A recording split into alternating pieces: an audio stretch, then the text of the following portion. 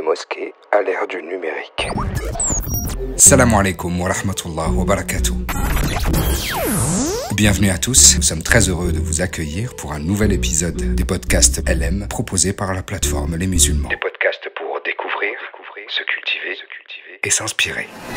La plateforme des associations vous propose le premier épisode d'une série consacrée aux mosquées à l'ère du numérique. Dans un monde de plus en plus connecté, les mosquées ne pouvaient pas être en reste. Nous avons donc été à la rencontre des acteurs qui ont développé des solutions pour répondre à ce besoin. Ils proposent aujourd'hui des outils numériques adaptés et qui offrent de nombreuses possibilités pour renforcer le lien et la communication entre la mosquée et les fidèles.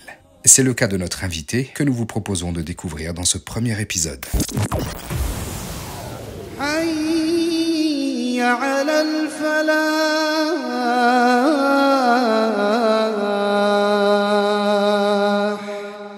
Je m'appelle Ibrahim Zahaf, fondateur et président de l'association Mawaqit, ingénieur de formation dans mon métier aujourd'hui en tant qu'architecte logiciel en freelance. Quand et pourquoi avez-vous décidé de créer Mawaqit ?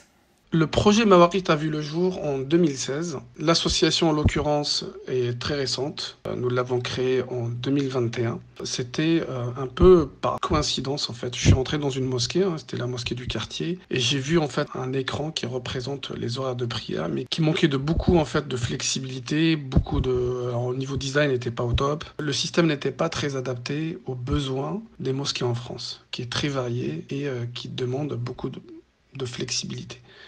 Donc je me suis dit, je peux faire mieux et gratuitement, parce que le système que j'avais vu était payant. Donc je suis rentré chez moi et j'ai démarré une première version de Mawaqit pour les mosquées. Et puis petit à petit, le projet a évolué. Beaucoup de mises à jour ont vu le jour. Bien sûr avec les suggestions et les feedbacks des utilisateurs et des responsables de mosquées. Et c'est devenu le produit qu'on voit aujourd'hui dans à peu près 3000 mosquées à travers le monde.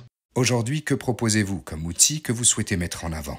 On propose beaucoup de choses, alhamdoulilah, on a tout un écosystème. On a l'écran qui représente les horaires à la mosquée, entièrement connecté, qui permet de récupérer des informations d'une manière très autonome et automatique. Le responsable de mosquée va aller sur son compte Mawaqit, il va ajouter une annonce, elle va apparaître instantanément sur l'écran, il va modifier les horaires, ça va avoir un effet instantané sur l'écran. Et donc sur cet écran, on va voir les horaires de prière qui vont changer automatiquement.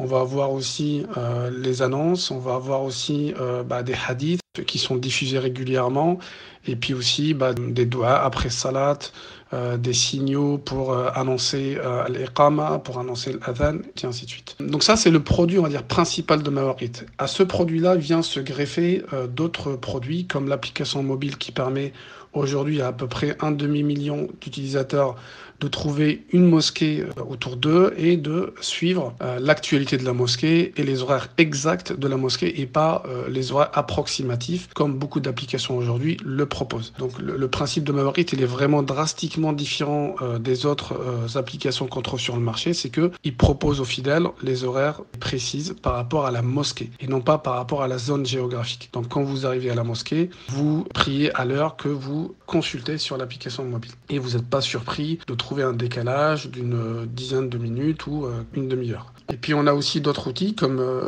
tout ce qui est domotique avec le Home Assistant qui permet d'automatiser en fait des actions à la maison ou à la mosquée, comme par exemple gérer le chauffage en fonction des horaires de prière. Et par exemple fermer la porte automatiquement après une salade ou l'ouvrir avant une prière, par exemple. On peut imaginer plusieurs cas d'usage. Pour finir, on a aussi une skill dans l'assistant vocal Alexa et aussi on a des chatbots sur Telegram et sur Discord.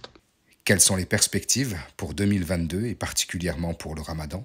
Alors pour Ramadan, on envisage de sortir la version Android Watch et Apple Watch de Mawaqit. Donc ça aussi, c'est un complément pour faciliter l'accès aux horaires et l'actualité de mosquée à travers la montre sans sortir son téléphone. Et même si le téléphone, on l'a oublié quelque part, on va continuer à pouvoir accéder aux horaires à travers la montre. Donc ça, c'est un projet en cours et qu'on souhaite, Inch'Allah, sortir et annoncer pendant Ramadan 2022. En plus de ça, on envisage aussi de sortir une version light sur Android Box et Android TV pour faciliter l'installation de Mawaqit et en sachant en fait que l'Android Box est beaucoup moins cher et beaucoup plus accessible, surtout dans les pays du Maghreb, les pays africains et dans les pays asiatiques. Nous avons aussi l'objectif de faire une levée de dons pendant le Ramadan 2022 qui va nous permettre, Inch'Allah, de récolter un peu d'argent pour booster les projets qui arrivent, sachant que Mawarit aujourd'hui ne